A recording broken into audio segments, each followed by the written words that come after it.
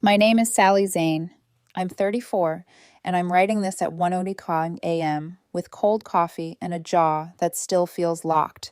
Like if I unclench it, I'll finally admit how close I came to breaking. My best friend Dana told me I had to post this somewhere because apparently watching someone's life implode and then stitch itself back together in the most satisfying way possible is the kind of thing people can't look away from. So, here it is. I've been in corporate finance for 11 years.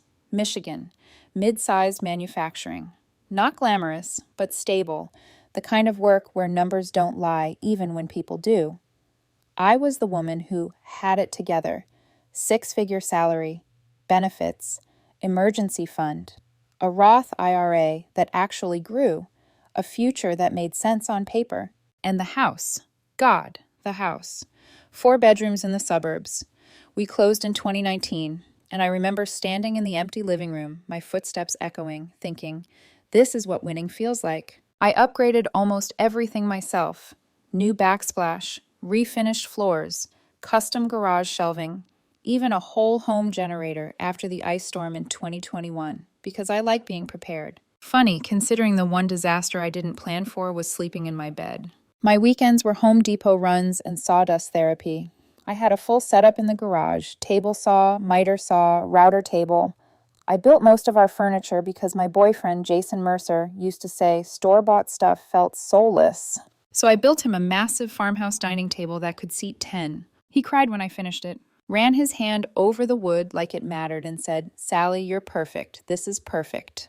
That was back when his compliments weren't investments. Jason worked as a marketing coordinator at a tech startup downtown.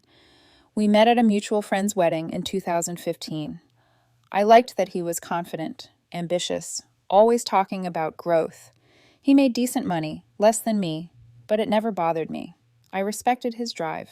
Or maybe I respected the version of him he sold me. For years, our routine was smooth. I was up at 5:30, gym, desk by 8. He liked slow mornings. I got home around 6. We cooked or ordered takeout. Weekends were projects, friends, normal life. Looking back, I can pinpoint the moment the air shifted. March 15th, 2024, Friday. Company-wide meeting at 10 a.m. If you've ever worked corporate, you know that meeting has a smell. It smells like layoffs and fake sympathy. The CEO gave the difficult decisions speech: market conditions, restructuring, the usual. Then they started reading names.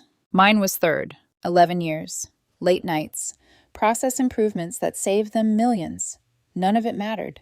They gave me 3 months severance, 90 days of benefits, and a cardboard box like a consolation prize. I packed my desk in 20 minutes. Honeymoon photos, degree, awards, one half-dead plant. A security guard took my badge and muttered, "Sorry, ma'am," like that was the only real human sentence in the room. I sat in my car for 30 minutes afterward, staring at the building, not crying, just empty. When I finally drove home, I carried the box inside and set it on the kitchen counter. I waited. Jason came in around 2 p.m., glowing from Pilates, holding an overpriced smoothie like it was a trophy. He was halfway through a story about his friend's drama when he noticed the box. He stopped. "What's that?" "I got laid off today." His eyebrows lifted, not in concern, but surprise. "What? Are you serious?" "Yeah, whole department got cut." I waited for a hug, for "Are you okay?" Instead, he exhaled. "Well, that sucks." "That sucks. We'll be all right," I said. "I've got the emergency fund." "How much?" he asked immediately. The way he said it, quick, sharp, made something cold settle in my chest. "About 40,000, plus severance, 9 months cushion." He nodded slowly, like he was calculating how long comfort would last. "And you think you can find something in that time?" "Absolutely. I've been getting recruiter messages for years. I just need to update my resume." "A couple weeks?" His tone hardened. "You're taking time off while we're living on savings?" "Jason," I said, still calm, "I lost my job 2 hours ago." He set his smoothie down hard. "This is bad timing. I wanted to redo the bathroom. That's 15 grand. I laughed once, sharp and disbelieving. "Are you seriously worried about a renovation right now?" "We've been planning it for months," he snapped. "We can't just pause our life." "We absolutely can," I said. "We need to be smart." His face changed, disappointment mixed with calculation, like my value had just dropped a digit. "So our life's on hold," he muttered. "It's temporary," I said. "I'm good at what I do." He cut me off. "Maybe this is a sign." "A sign of what?" He glanced at his phone, too calm. that we should see other people. The house went silent, refrigerator humming, my heartbeat loud in my ears. What did you just say? Maybe we should take space, he said smoothly. See other people. Financial stress ruins relationships. You want to see other people because I lost my job, I said. Don't make it dramatic, I'm being practical. And where are we at? I asked. He met my eyes. I don't know if I'm happy anymore. There it was. I nodded once. Okay. He blinked. Okay? If that's how you feel, I said. I'm not begging you to stay. So you're just giving up? You just did, I replied. I grabbed my keys and walked into the garage. Behind me, I heard his phone buzz, then buzz again. I turned on the radio and started sanding wood, letting the noise drown out the truth forming in my head. I'd lost my job and my relationship in the same afternoon. And somehow, standing there covered in sawdust, I felt calm, like something heavy had finally cracked. Because even before I heard her name, I knew Jason wasn't considering seeing other people. Someone was already waiting, and I made myself a quiet promise. Fine, see other people. Just don't expect me to still be here when you realize what you gave up. The first weekend after that conversation felt like living inside a glass box. Everything looked the same, the house, the furniture, the life, but the air had changed. Like someone had quietly removed the oxygen and neither of us wanted to admit we were suffocating. Friday night, Jason went out. Didn't say where, didn't say with who. Just stood in the doorway tying his shoes while I sat on the couch with a book I hadn't turned a page of in 10 minutes. I'll probably be late, he said. Okay, I replied. He paused, clearly waiting for something. A question, a reaction. Jealousy. When none came, his jaw tightened. Still up? He asked when he got home around 2 a.m. I looked up from my book, couldn't sleep. He smelled like cocktails and a floral perfume that wasn't mine. He hovered in the living room, awkward, almost disappointed that I didn't ask where he'd been. After a beat, he went upstairs. Saturday morning, he was unusually cheerful, making coffee, humming, sitting at the counter, scrolling his phone with a private smile. His phone buzzed. The smile widened. Something in my chest hardened, not with pain, but clarity. Sunday afternoon, his friend Melissa came over. They sat at the kitchen island, drinking wine. I was in the garage, reorganizing tools. The door cracked open for airflow. I wasn't trying to eavesdrop. But some conversations don't ask permission. So how did Sally take it? Melissa asked. Jason laughed softly. Too well. Like, suspiciously well. Maybe she's in denial. Or maybe she just doesn't care anymore. Melissa giggled. Have you talked to Tara again? There it was. Jason lowered his voice, but not enough. Yeah, she's being cautious since I'm technically still with Sally, but she's interested. Of course she is. I stood there holding a wrench, listening to my boyfriend casually discuss another woman in the house I built. And the strangest thing, I didn't feel rage. I felt detached, like I was watching a documentary about a relationship I used to be in. Monday morning, 6:00 a.m. I made coffee, opened my laptop, updated my resume like my life depended on it, because it did. Jason came downstairs around 9, rubbing sleep from his eyes. You're up early, he said, surprised. Job hunting doesn't do itself. I thought you were taking time to process, he said. I changed my mind. He poured coffee and hovered near the counter. That's good. I'm proud of you. Proud? The way you say it to a child who cleaned their room. Thanks, I said. By the end of that day, I'd reached out to every contact I had. Old colleagues, recruiters, industry friends. I had 3 informational calls scheduled and a conversation with an executive recruiter. Jason came home while I was cooking dinner. You cooked? He asked. Someone has to eat. He studied me. I just thought, with everything. What? I asked. You thought I'd fall apart? No, he said quickly. Never mind. Tuesday through Thursday blurred together. I worked like a woman possessed. Calls, applications, strategy, focus. Jason went out more, came home later, smelled like perfume more than once. We lived like polite roommates who shared a mortgage and a past. Then Friday morning, 9:47 a.m., everything shifted. A LinkedIn message popped up. Rachel Chen, Director of Executive Recruiting. Bridgepoint Capital, my old company's biggest competitor. Hi, Sally. I heard about the restructuring at Grayson. I'd love to chat about a potential opportunity. Are you free this afternoon? I replied within 5 minutes. The call was set for 2 p.m. When Jason came home early that day, I was already in my home office, professional blouse on, lighting adjusted, posture sharp. He peeked in. Big call? Just a recruiter, I said calmly. Nothing major. He shrugged, already distracted by his phone. The call lasted 90 minutes. Rachel didn't waste time. We've been watching your career, she said. Your process improvements saved Grayson millions. Our CEO wants that kind of strategic thinking. What role? I asked. Chief Financial Officer track, she replied. Full executive position. I kept my face neutral while my heart tried to beat its way out of my ribs. Salary, bonuses, benefits, a timeline that moved fast. You're qualified for this, Rachel said, smiling. You've been qualified for years. You were just stuck at a company that didn't recognize it. When the call ended, I sat there in silence. 1 week ago, I was unemployed. 4 days ago, my boyfriend told me to see other people. Now I was being courted for the biggest role of my life. That night, Jason got dressed up. Nice shirt, cologne, the one he wore when he wanted to impress. I'm heading out, he said. Don't wait up. Have fun, I replied. He paused. What was that call about earlier? Looked intense.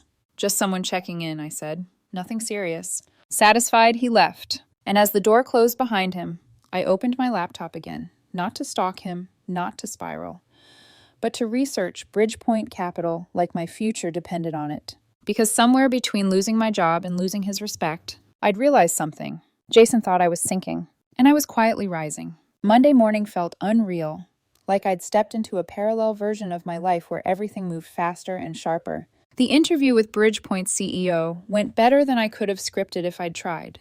Direct questions. No corporate fluff. He wanted strategy, clarity, results. I gave him all three. When he shook my hand at the end, his grip was firm. Between you and me, he said, lowering his voice, this job is yours if you want it.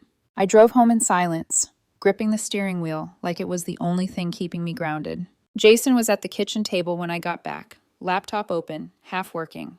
He glanced up. How was your day? Productive, I said. He nodded and went back to typing. That night, I heard him on the phone in the bedroom. Door closed, voice low, laughing in that intimate way he used to reserve for me. I didn't strain to hear the words. I didn't need them. Tuesday and Wednesday were a blur of preparation. I built a 30-page presentation outlining how I'd restructure Bridgepoint's finance operations, identify cost leaks, and scale growth. Overkill? Maybe. But I wasn't playing small anymore. The board meeting on Thursday was the final step. 5 board members, the CEO, Rachel. I handed out printed copies, walked them through my vision, answered every question without blinking. When I finished, the board chair leaned forward. That's the most comprehensive interview presentation I've seen in 20 years, she said. When can you start? Rachel called me 3 hours later. Offer, signed, done. Base salary nearly double my last job. Bonuses that made my head spin. Benefits that felt surreal. I accepted sitting alone in my car in a parking garage, hands shaking, not from fear, but from the sheer weight of the moment. 1 week ago, Jason had called me a financial risk. Now I was a CFO. I didn't tell him. Not right away. Call it petty. Call it self-protective. But after watching him emotionally detach the second my income disappeared, I wanted to see what truth looked like without warning labels. The offer came with one small clause. I couldn't publicly announce my role until Bridgepoint made their internal announcement. That would happen Wednesday. I waited. I signed the contract Monday morning while Jason was at work. Sent it back. Then I went about my day like nothing had changed. Job search tabs open, dinner on the stove, garage projects half finished. Jason continued his routine. Late nights, vague answers, casual comments about how time apart was probably healthy. Tuesday night he asked, any promising leads? A few things in the pipeline, I said lightly. Well, he replied, don't wait too long. The emergency fund won't last forever. I smiled and said nothing. Wednesday morning I dressed in a full suit. Jason raised an eyebrow. Why so dressed up? Important call, I said. At 10:00 a.m., Bridgepoint announced my hire internally. At 11 o'clock, the press release went out. At 1 p.m., I posted on LinkedIn, excited to announce I'll be joining Bridgepoint Capital as Chief Financial Officer, effective April 1st. Looking forward to this next chapter and building something meaningful with an incredible team. Within minutes, my phone exploded. Congratulations. Shock. Recruiters. Former colleagues. I waited. Jason's work friends followed me on LinkedIn. His mother followed me. Even his yoga instructor followed me. It didn't take long. My phone buzzed, his name lighting up the screen. I ignored it. Finished my workout, drove home. Jason was already there, standing in the kitchen with his laptop open to my profile. CFO? He said as soon as I walked in. You're going to be CFO at Bridgepoint? Yes. And you didn't tell me? You didn't ask. This is huge, he said, running a hand through his hair. Sally, this changes everything. I set my gym bag down slowly. Does it? I asked. He froze. I mean, of course it does. This is incredible. I leaned against the counter. When did my job title become the deciding factor in whether you wanted to be with me? That's not fair, he said quickly. I was just being realistic before. So was I replied. You told me to see other people 4 days after I lost my job.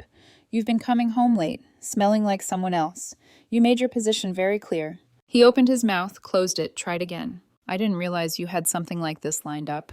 There it is, I said softly. He looked confused. When I was unemployed, I continued, I was a liability. Now that I'm a CFO, I'm suddenly worth fighting for. That's not what I meant. It's exactly what you meant, I said calmly. You just didn't expect me to notice. He sank into a chair, stunned, like the math wasn't adding up anymore. Can we sit and talk about this? He asked, voice suddenly gentle. We are talking, I replied. And for the first time since the layoff, I watched Jason realize something terrifying. He hadn't just underestimated me. He'd bet against me, and he was about to lose. After the announcement, Jason didn't sleep much. Neither did I, but for different reasons. Where I lay awake feeling strangely light, like gravity had loosened its grip, Jason paced, opened and closed drawers, checked his phone, replayed conversations in his head like he could still edit them. The next morning, he woke up early and made coffee. That alone told me everything. For 6 years, I'd been the one up first, the one who planned, the one who carried the invisible load. Now suddenly, he was trying. Sally, he said softly as I came downstairs, can we talk? We've been talking, I replied, pouring my own coffee. He winced. I mean, really talk.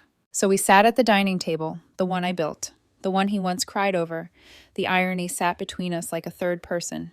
This job, he began carefully, it's a big deal. I'm proud of you. Thank you, I said, and I meant it. It just wasn't enough. What's the salary? He asked, trying to sound casual. There it was, I told him. I watched his eyes widen as he did the math. Almost double my old income. Bonuses. Stability restored. And then some. That's incredible, he said, reaching for my hand. I didn't pull away. I just didn't reach back. I think I panicked, he said quickly. When you lost your job, I wasn't thinking clearly. I was scared about our future. And seeing other people helped with that fear? I asked. He flinched. I didn't do anything, he said defensively. We just talked. I don't actually care, I said calmly. He stared at me. I don't care that you met someone, I continued. I care that the moment things got hard, you checked out. You showed me exactly who you are when life stops being convenient. So what? He snapped. You're just done? You were done first, I replied. I'm just accepting it. That's when the tears started. He tried everything after that. Favorite dinners I hadn't had in years. Morning coffee waiting on the counter. Texts during the day about how proud he was, how excited he was for our future. Friday night he tried intimacy. Lingerie I'd bought him for me, now repurposed as an apology. I'm tired, I said gently. You're shutting me out, he whispered. No, I corrected. I'm just not interested anymore. Saturday, he tried performance remorse, told Melissa loudly on the phone that he'd made a mistake, that he was fighting for his relationship. Made sure I could hear it from the garage. I didn't react. Sunday morning, he made a full breakfast. Pancakes, bacon, eggs, messy hair, soft voice. I thought we could eat together. I'm meeting Dana in 20, I said, grabbing coffee. His face fell. Can you cancel? No. I left him standing in the kitchen with his effort cooling on the table. By midweek, the desperation shifted. Anger, accusations, claims that I'd changed, that I was punishing him, that I'd never really loved him if I could walk away this easily. Then bargaining. Let's move, he said one night. Start over somewhere new. No. I'll quit my job. No. Counseling? You already told me how you handle stress, I said. I listened. Finally, one quiet morning, he was sitting at the table staring at his coffee like it had betrayed him. I talked to a lawyer, he said. I nodded. Okay. Uncontested, he continued. No kids. Split assets. Clean. You should do that, I said. He looked up, eyes red. You're really not going to fight for us. I fought, I said softly. You didn't. That broke him. The worst part, he admitted, voice shaking, is that if I'd just waited, if I'd been patient, we'd be celebrating right now. Yes, I agreed, we would have. The silence after that felt final. He packed a bag that afternoon. At the door, he stopped. I hope you find someone who actually appreciates you. I already did, I said. Me. After he left, the house was quiet. Not empty. Quiet. I walked through the rooms I'd renovated. touch the table I'd built, the life I created with my own two hands. I didn't lose everything when Jason walked out. I lost someone who only loved me when I was useful. And that felt like winning.